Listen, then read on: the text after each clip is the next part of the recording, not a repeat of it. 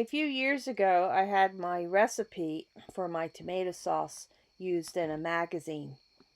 I learned to make tomato sauce from my grandmom, but I have since made my own versions of it.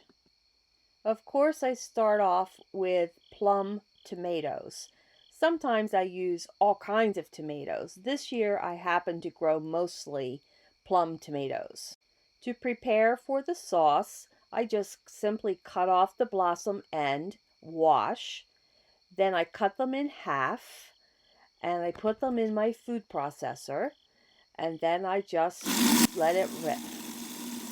I tend to like to pulse it more than just let it run so that I can control how big the pieces are. I put the stove on a low temperature right in the beginning so that the tomato sauce starts to heat up slowly until I get the pot completely filled to the top or I run out of tomatoes.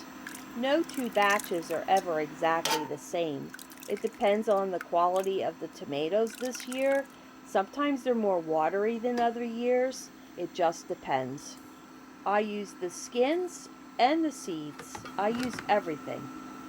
After it has been cooking for a while, I will start to take the sauce and put it into a strainer over a bowl, and I will remove some of the liquid. It helps save some time in the cooking process. However, this liquid is not wasted. I stir it and press it through the strainer just enough to get most of the liquid out. And then I will put the remains from the strainer back into the pot. And then the liquid gets poured into a temporary container while I continue to do this process 2 or 3 more times. My variations for my different flavors, this particular one, I added many different peppers and I use walnuts.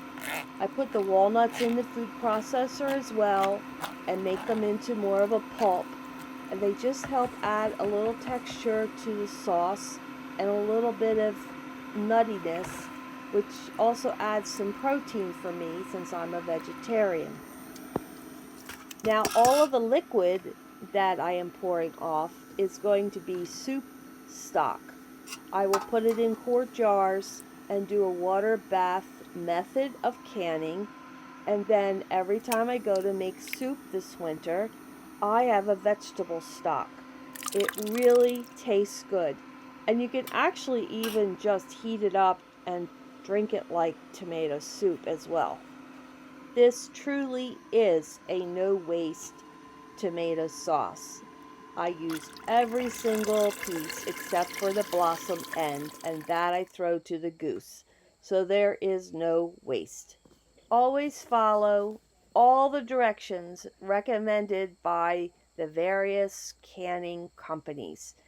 Do follow directions. It's so important to make sure everything is sterilized and clean before, during, and after you process any canning. I hope you found this interesting. I certainly will enjoy all my hard work this winter in soups and pastas and a little bit of everything. Enjoy!